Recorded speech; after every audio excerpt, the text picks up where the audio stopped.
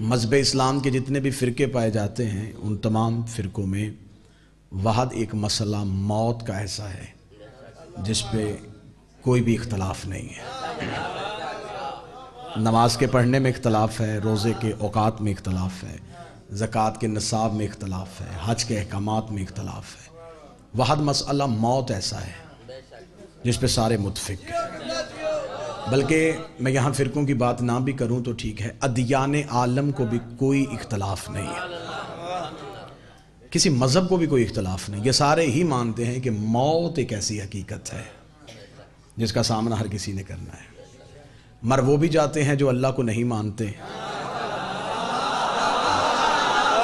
اور مر وہ بھی جاتے ہیں جو اللہ کو مانتے ہیں۔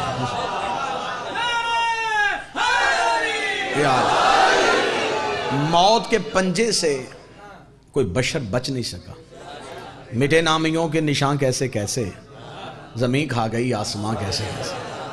یہ سارے ہی مانتے ہیں کہ مرنا ہے، بھی موت ایک ایسی حقیقت ہے جس کا سامنا کرنا ہے۔ موت کے سامنے بس کسی کا نہیں چلتا، اور یہ اللہ کا ایسا بنایا ہوا قانون ہے، یہ جیسی فقیر کو آتی ہے ویسی بادشاہ کو آتی ہے، یہ جیسی ساحل کو آتی ہے ویسی شہنشاہ کو آتی ہے۔ قطعاً کسی مذہب میں کسی فرقے میں یہ نہیں ہے کہ ہمارے ہاں موت بڑھاپے میں آتی ہے، ہمارے ہاں موت ضعیفی کی وجہ سے آتی ہے، بیماری کی وجہ سے آتی ہے۔ یہ سارے مانتے ہیں کہ موت ایک ایسی چیز ہے جس کا کوئی وقت مقرر نہیں، یہ کسی بھی وقت کسی بھی آ سکتی ہے۔ لیکن آل محمد کے ماننے والوں کا، علی ولی اللہ پڑھنے والوں کا عقیدہ پھر تھوڑا سا مختلف ہے۔ ہم کہتے ہیں مر تو ہر کسی نے جانا ہے، پھر اچھا نہیں بندہ کسی کا ہو کے مر جائے۔ بسم اللہ صلی اللہ ہمارا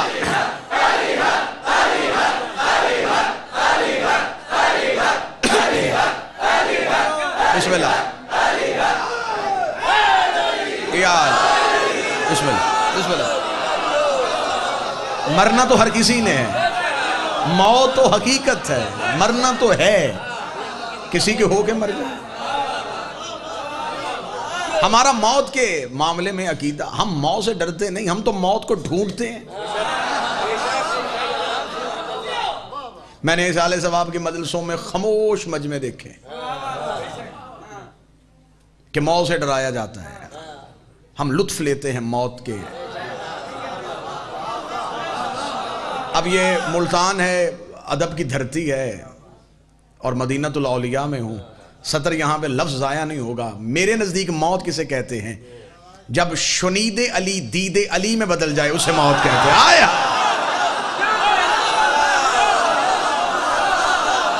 جسے ساری زندگی سنتے ہو اسے دیکھنا شروع کرو، اسے موت کہتے ہیں۔ اتنا بہتر موت کا منظر پڑھا جائے گا۔ بسم اللہ سرکار، آپ جی کے سلام السلام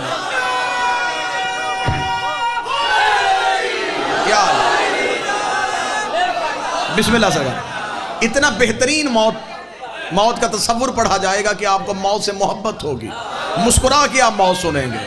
آج کے بعد ڈھونڈیں گے ہم موت کو۔ موت بہت طاقتور ہے، لیکن جتنی بھی طاقتور ہے شخص مارتی ہے، شخصیت نہیں مارتی۔ بہت طاقتور ہے سرکار موت، لیکن موت شخص مار دیتی ہے، شخصیت کو تو نہیں مارتی۔ بہت سی ایسی ہستیاں ہیں جو آج ہم میں نہیں، شخصیتیں آج بھی زندہ ہیں، مثالیں آج بھی انہی کی دی جاتی ہیں۔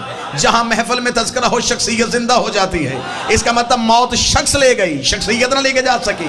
موت انسان کو آتی ہے، انسانیت کو نہیں آتی۔ علماء کے سروں پہ قرآن رکھ کے پوچھو، موت عالم کو آتی ہے، علم کو تو آتی نہیں ہے۔ کتابیں لکھنے والے دنیا سے چلے جاتے ہیں، لیکن علم کتابوں کی صورت میں زندہ رہتا ہے۔ اب ملتان کی دھرتی میں پہلا نتیجہ دینے لگا ہوں، اس کا مطلب موت شخص مارتی ہے، شخصیت کو نہیں مارتی۔ موت انسان مارتی ہے، انسانیت کو نہیں مارتی۔ موت عالم کو آتی ہے، اس کے علم کو نہیں آتی۔ مولوی آنکھوں میں آنکھیں ڈال کے بتا، علی عالم کا نام ہے یا علم کا نام ہے؟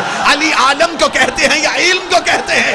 اگر علی علم کا نام ہے، اس کا مطلب ہے علی ولی اللہ کل بھی زندہ تھا، علی ولی اللہ آج بھی۔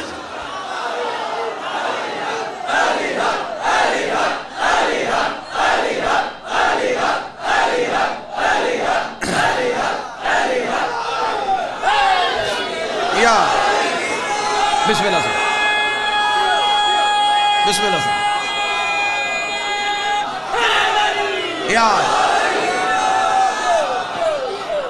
موت علم کے لیے نہیں. تو جب علم نہیں مرتا تو پھر وار سے علم، مال کے علم بھی قائم. موت ہمارے سامنے کچھ نہیں ہے. ہمیں موت سے نہ ڈرایا کرو. ہم نہیں گھبراتے موت سے. ہم تو شمار کرتے ہیں، دن پورے کرتے ہیں. ہم زندہ ہیں تو ہماری وجہ ہے. ہمارے بس میں ہو تو ہم آج مر جائیں.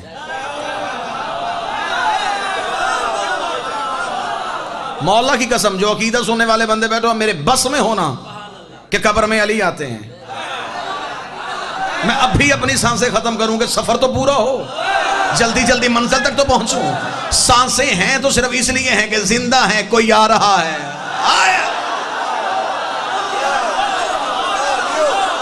بس بیٹھے ہوئے ہیں سامان اٹھا کے اسی کے انتظار میں. موت ہمارے نزدیک خوبصورت ہے. سرکار صادق بادشاہ کی اللہم صلی علی محمد وعلی محمد بارگاہ میں مولا کا ایک لائق ترین شاگرد بیٹھا ہے. اس نے کہا مولا میں پوچھنے آیا ہوں کہ زندگی کسے کہتے ہیں. امام نے فرمایا تیرے ذہن میں زندگی کا تصور کیا ہے؟ اس نے کہا مولا سانس لینا زندگی ہے، رک جانا موت ہے. امام نے فرمایا یہ بالکل غلط تصور ہے. سانس زندگی نہیں، سانس ضرورت زندگی ہے.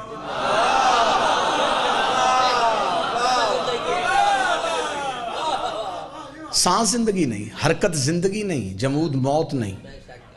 اس کا مولا پھر زندگی کسے کہتے ہیں؟ امام کے چہرے پہ تبسم آیا. امام مسکرائے. اس کا اگر ہم تمہیں بتائیں زندگی کسے کہتے ہیں تو مانو گے؟ اس کا کیوں نہیں مانیں گے؟ مالک موت و حیات کہے تو ہم نہ مانیں.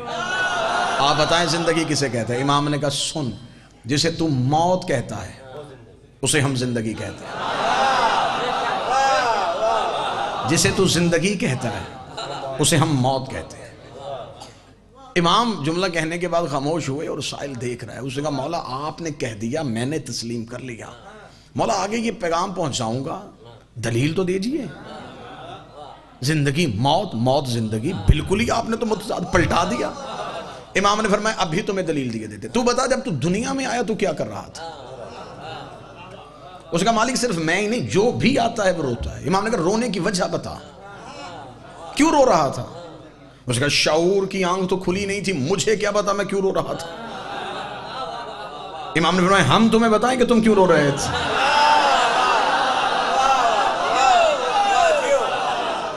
یہ جملہ وہی کہہ سکتا ہے جو بھیجتا ہے. ہم تمہیں بتاتے ہیں تم کیوں رو رہے تھے، ہم تمہیں بتاتے ہیں تم کیوں. جی مالک کیوں رو رہا تھا؟ امام فرماتے تو رہتا تھا شکم مادر میں، تو سمجھتا تھا کل کائنات یہی ہے. جب تو شکم مادر سے اس دنیا میں آیا تو نے گھبرا کے رونا شروع کیا. تو نے سمجھا کہ تو مر رہا ہے.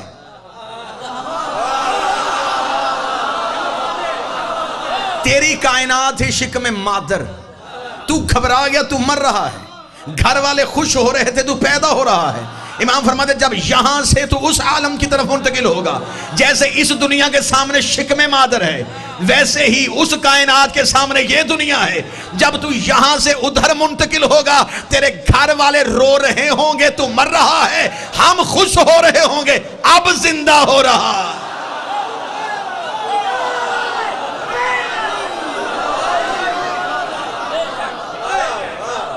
اصل تصور زندگی یہاں نہیں، اصل تو وہاں ہے. یہ تو گزرگاہ ہے، یہاں سے تو گزرنا ہے. کوئی تیزی سے گزر رہا ہے، کوئی آرام سے گزر رہا ہے. ہم ایک پلیٹ فارم پہ کھڑے ہیں، کسی کی ٹرین آ چکی ہے، کسی کی ابھی آنی ہے. اب یہاں معصوم نے پھر اگلا جملہ تھوڑا سا یہ اس فیز سے آپ گزریں گے تاکہ اگلا آپ کو نتیجہ بڑا آسان لگے. معصوم سے پوچھا تھا ایک شخص نے، اسے کہا مولا موت انسان کے لیے کیا ہے؟ فرمایا سخت ترین مرحلہ. مولا کتنا سخت؟ فرمایا خاردار سے ایک باریک کپڑے کو کھینچا جائے، جو حالت اس کپڑے کی ہے وہی بدن کی ہے. وہ خاموش ہوا. امام نے کہا کیوں خاموش ہوا؟ اسے کہا مولا ڈر گیا، اتنا کٹھن مرحلہ. فرمایا تو نے انسان کا پوچھا ہے.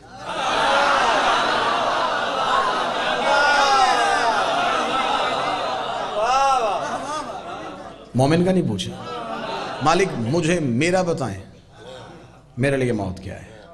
امام فرماتے ہیں کہ جب ملک الموت روح قبض کرنے کے لیے جاتا ہے تو وہ ہمارے جد سے اجازت لیتا ہے۔ موت امر ہے، علی الامر ہے، اجازت طلب کی جاتی ہے امیر المومنین سے۔ جب اجازت مانگی جاتی ہے تو امیر المومنین کو بتایا جاتا ہے کہ مالک آج آپ کے شیعہ کی روح قبض کرنے کے لیے جاتا ہے۔ اب اگلی سطر سنیں گے، آپ کے سینوں میں ٹھنڈک محسوس ہوگی۔ امام فرماتے میرے جد کہتے اچھا تو آج تو میرے دوست کی زیارت کے لیے جا رہا ہے، آج تو میرے شیعہ سے ملنے کے لیے جا رہا ہے۔ امام فرماتے ہیں کہ حکم امیر ہوتا ہے اپنی شکل کو تبدیل کر، خوبصورت وجہی ترین شکل میں آ، جنت سے خلت فاخرہ پہن، ایسے جا جیسے کوئی بڑا بڑے سے ملنے کے لیے جاتا ہے۔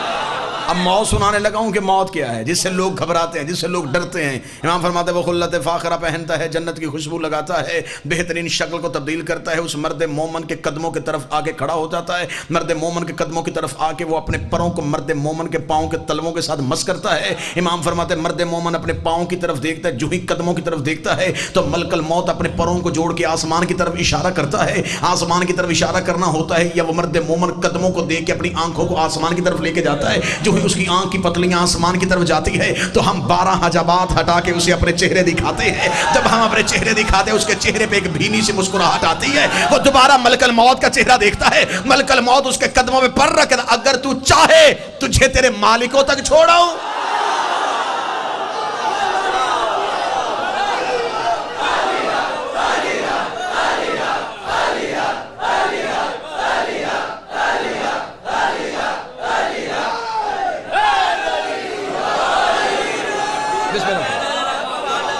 اب اگر تو چاہے، اب تیرا ارادہ کیا ہے، اب تیری خواہش کیا ہے، جینا چاہتا ہے؟ اور جب وہ انہیں دیکھ لیتا ہے پھر دنیا اندھیری، چہرے پہ وہی مسکراہٹ۔ امیر فرماتے ہیں کہ پھر گلستان سیدہ سے ایک پھول اس کے قریب کیا جاتا ہے، اس کے بدن سے روح نکل کے اس پھول کی آغوش میں آتی۔ یہ ہے مومن کا سفر، یہ ہے علی ولی اللہ پڑھنے کا فائدہ۔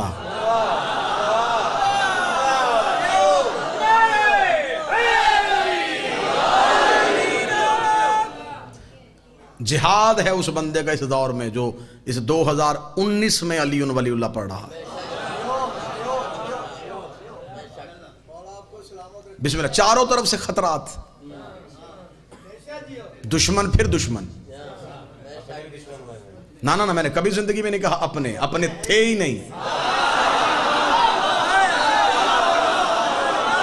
یہ تو شکر ہے کہ ہم ظہور کے قریب ہو رہے ہیں، جیسے جیسے ظہور کے قریب ہو رہے ہیں چھان بریک ہوتا جا رہا ہے۔ تمہارے امتحان کا نام ہے ولایت علی۔ الٹی گنگا بہائی مولوی نے الزام ہم پہ دے دیا، ممبر سے تبلیغ نہیں کی گئی۔ ہم اعمال پڑھتے ہیں لیکن عقیدے کے بعد عمل قبول ہوگا اگر عقیدہ بہتر ہوگا، اگر عقیدہ ہی ٹھیک نہیں تو پھر عمل کا کیا فائدہ۔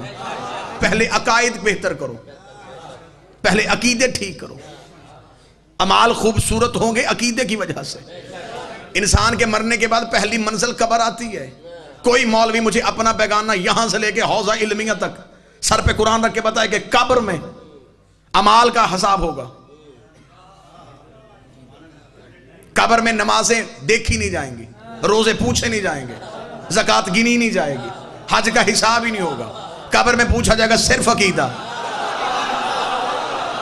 قبر میں پوچھا جائے گا بتا رب کون ہے، نبی کون ہے، کتاب کیا ہے، قبلہ کیا ہے، بتا امام کون ہے، بتا امام کون ہے، بتا امام کون ہے۔ اور مجھے دکھ اور تکلیف ہوتی ہے کہ ساری زندگی جا کے مولوی سے پوچھا جاتا ہے کہ بتائیں علی کہاں پڑھنا ہے اور کہاں نہیں پڑھنا، کہاں گواہی دینی ہے کہاں نہیں دینی۔ مولوی چند کتابیں پھٹی پرانی اٹھاتا ہے اور دیکھتا ہے اس میں بھی علی نہیں لکھا، اس میں بھی علی نہیں لکھا، اس میں بھی علی نہیں لکھا۔ وہ بندہ ساری زندگی مولوی کے پیچھے اپنی قبر کو جہنم کا ایندھن بنا لیتا ہے، اور جب وہی بندہ مر جاتا ہے وہی مولوی قبر کے سرہانے کھڑا ہوتا ہے اور کہتا ہے ایک رشتہ دار کو اس کی لحد میں اتارو، اس کے کاندھے پکڑے، وہ شانے پکڑوا کے خود قبر کے کرہانے بیٹھ کے کہتا ہے کہ تو ہم سے اس عقیدے پہ جدا ہو رہا ہے، جو اللہ کو اپنا رب کہتا تھا، محمد کو نبی کہتا تھا، قرآن کو کتاب کہتا تھا، کعبے کو قبلہ کہتا تھا، اور اے فلاں ابن فلاں یاد رکھنا تھوڑی دیر بعد تیری قبر میں امیر المومنین آنے والے ہیں، تو نے بول کے گواہی دینی ہے تو بھی میرا ولی ہے، تیرا بیٹا بھی میرا ولی ہے، تیرا بیٹا حسین بھی میرا ولی ہے، تیرا بیٹا سجاد بھی میرا ولی ہے۔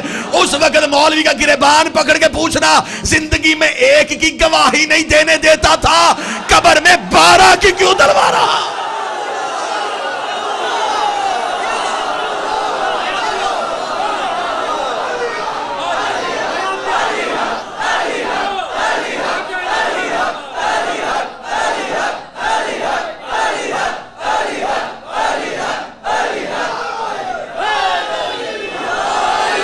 بتانا پھر قبر میں، جواب دینا پھر قبر میں۔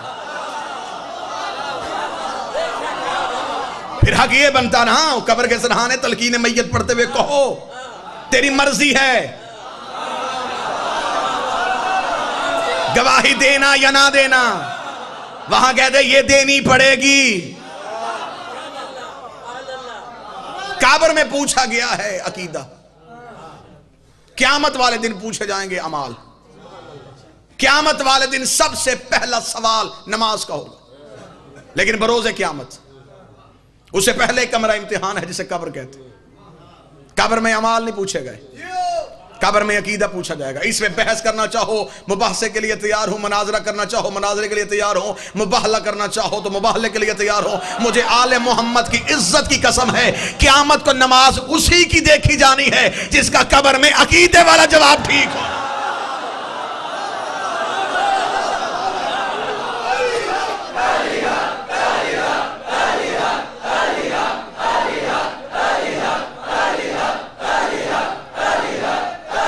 سارے بولا مل کے حیدری، بسم اللہ سے۔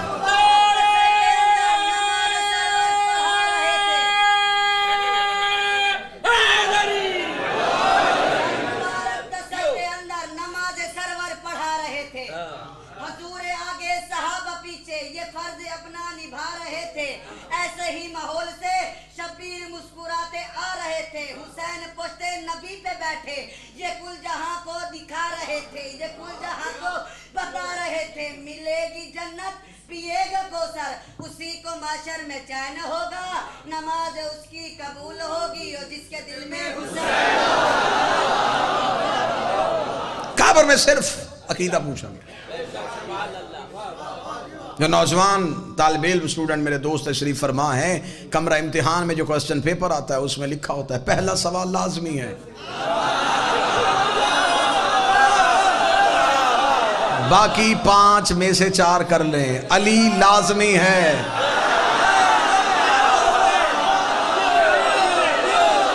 لازمی ہے علی۔ لازم سوالات میں سے ایک سوال ہے علی کی امامت اور ولایت کا۔ وہاں یہ نہیں پوچھا جائے گا تیری رائے کیا ہے، صرف بتا تیرا امام کون۔ وہاں کتابوں کے حوالے نہیں چلنے، ضد نہیں چلنی، وہاں وہی نام بتانے پڑیں گے جو انہیں بھی یاد ہیں۔ میں پوری ذمہ داری کے ساتھ انتہائی سلیس، انتہائی آسان کر دیتا ہوں، اعمال پیچھے سے بھی بھیجے جا سکتے ہیں۔ ہاں خدا نے اس لیے قیامت والا دن رکھا ہے سزا اور جزا کا۔ خدا نے کہا نہیں قبر میں جنت اور دوزخ کا فیصلہ نہیں کرنا، ورنہ اگر اعمال پیچھے سے نہ بھیجے جانے ہوتے تو انسان کی جنت اور دوزخ کا فیصلہ قبر کی پہلی رات ہو جاتا۔ خدا نے کہا نہیں، یہ روز جزا اور سزا بعد میں، ابھی اس کے اعمال کا اکاؤنٹ کھلا ہے۔ خدا آ گیا ہے، دنیا میں اکاؤنٹ اس کا کھلا ہے۔ بڑا بیٹا باپ کی قضا نمازیں پڑھے، پڑھے گا بیٹا ثواب باپ کو، یہ شریعت ہے، فقہ۔ بڑے بیٹے کے پاس وقت نہیں ہے، خدا نے کہا اور گنجائش دیتا ہوں، نماز اجارہ اجرت دے کے پڑھوا۔ کسی کی منت کر لے میرے باپ کی قضا نمازیں پڑھ دے، پڑھے گا وہ، پیسے تو دے گا، ثواب باپ کو جائے گا۔ وہ آخری دنوں میں روزے نہ رکھ سکے، بیمار تھے، تو کسی کو رکھوا، ثواب بالکل ویسا ہی جائے گا جیسا انہوں نے خود رکھے۔ یہ حج نہیں کر سکا، اس کے پاس توفیق نہیں تھی، اللہ نے اولاد کو توفیق دے دی، تو کسی کو کروا دے حج بدل، ثواب بالکل ویسا ہی جائے گا جیسے اس نے طواف کیا ہے۔ یہ زکوٰۃ زندگی میں نہیں دے سکا، تو دے دے، یہ خیرات نہیں کر سکا، تو کر دے، یہ مسجد امام بارگاہ نہیں بنا سکا، تو بنا دے۔ اس کا مطلب اعمال پیچھے سے بھیجے جا سکتے ہیں۔ ملتان کی کچی مسجد کے مولوی سے لے کر نجف کے علماء تک کسی ایک سے تو تصدیق کروا کے دیکھو کہ باپ علی کو نہ مانتا ہو، بیٹا علی ولی اللہ پڑھے تو باپ کو اجر چلا جائے گا، نہیں، علی اپنا اپنا ہے۔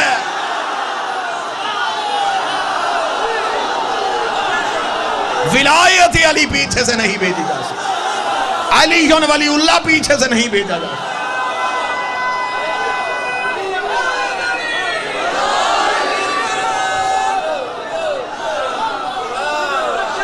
ولایت علی اب یہ پیچھے سے نہیں بھیجی جاتی، اب آخری سانس تک تیرے پاس مہلت ہے، کر لے علی کا اقرار۔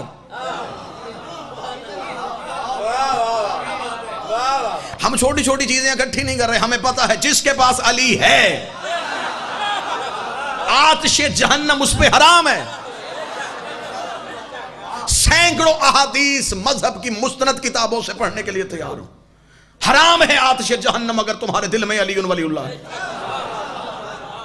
ہاں آگے اعمال کی خوبصورتی کی وجہ سے پھر تمہیں جنت میں درجے ملیں گے، عقیدہ بھی اچھا، عمل بھی اچھا، ہو سکتا ہے سلمان کا پڑوس مل جائے،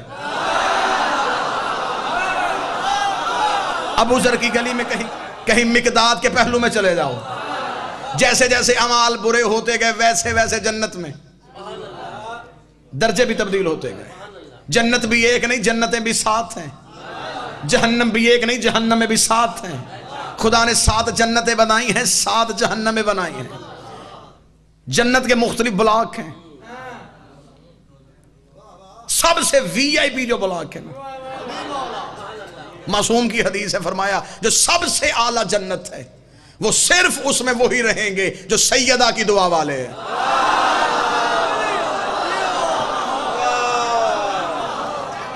اور معصوم نے فرمایا سب سے گہری اور خطرناک ترین جہنم حاویہ ہے۔ معصوم نے کہا اس سے پناہ مانگنا، حاویہ میں نہ چلے جانا۔ سائل نے پوچھا مولا حاویہ کون سی جہنم ہے؟ فرمایا اس میں صرف وہی مجرم جائے گا جس نے علی کی ولایت کا انکار کیا۔ سب سے خطرناک ترین جرم اللہ کی نظر میں ہے ولایت علی کا انکار، کیونکہ ولایت علی کا انکار کرو تو توحید کا بھی انکار۔ ہم علی اللہ کے قائل نہیں، ہم علی ولی اللہ کے قائل ہیں۔ ولایت کا انکار کر دیا تو توحید کا انکار کر دیا۔ کوفے کے منبر کے آخری سینے میں بیٹھے تھے ابو طالب کے فرزند امیر المومنین، ایک سائل آیا، سادہ تھا، امام کا صحابی تھا، سادگی کی وجہ سے مولا محبت کرتے تھے۔ اس نے آگے مولا کے سامنے ہاتھ جوڑے، اس نے کہا مولا جیسے آپ یہاں مدد کرتے ہیں ویسے ہی آپ وہاں بھی کریں گے؟ مولا یہاں تو گزارا ہو سکتا ہے، اگر وہاں ہمیں ضرورت پڑی تو مولا وہاں ہم آپ کو کہاں ڈھونڈیں گے؟ یا علی آپ تو وہاں بھی ہوں گے، وہاں قیامت والے دن آپ ہی کہتے ہیں رشتے تو چلنے نہیں، ماں نے تو پہچاننا نہیں، باپ تو دیکھے گا نہیں، بھائی تو پہچانیں گے نہیں، یا علی مومن کا رشتہ ہوگا اپنے امام کے ساتھ، یا علی آپ وہاں ہمیں فائدہ دے سکتے ہیں جو صدر امیر المومنین نے کیا۔ ملتان میں چہروں پہ ولایت علی کی مسکراہٹ آ جائے گی۔ امام مسکرائے، مسکرا کے فرمائے جہاں امال تلنے ہیں وہاں علی تمہارا انتظار کرے گا، جہاں امال تلنے ہیں وہاں میں علی تمہارا انتظار کروں گا۔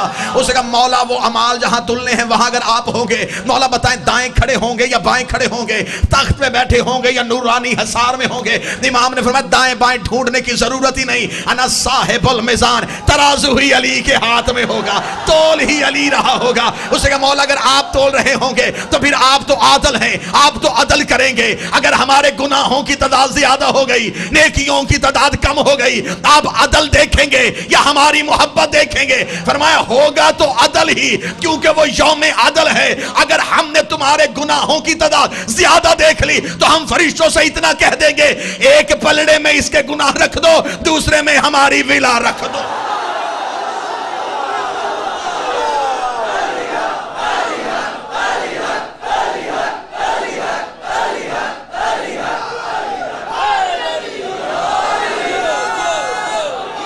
اس لیے خدا نے کہا قبر میں صرف عقیدہ پوچھو،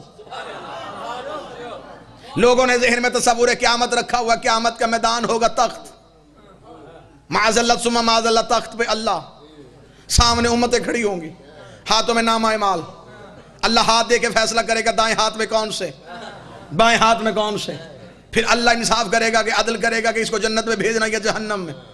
یہ ذہن میں تیرے یہاں تصور قیامت ہے، وہاں ایسا کچھ بھی نہیں ہونا۔ اب مجھے نہیں پتا مجھے صدر کہنی چاہیے نہیں کہنی چاہیے، لیکن عقیدے اور محبت مجبور کر رہی ہے کہ یہ صدر جہاں بنتی ہے اور یہاں کہہ دینی چاہیے۔ جن بندوں کا تصور یہ ہے نا کہ قیامت والے دن تخت، تخت پہ کرسی، کرسی پہ اللہ، پھر پورے دن کا مسلمان رہنا، جو قیامت والے دن کرسی پہ بیٹھا ہو اسے اللہ کہہ دینا۔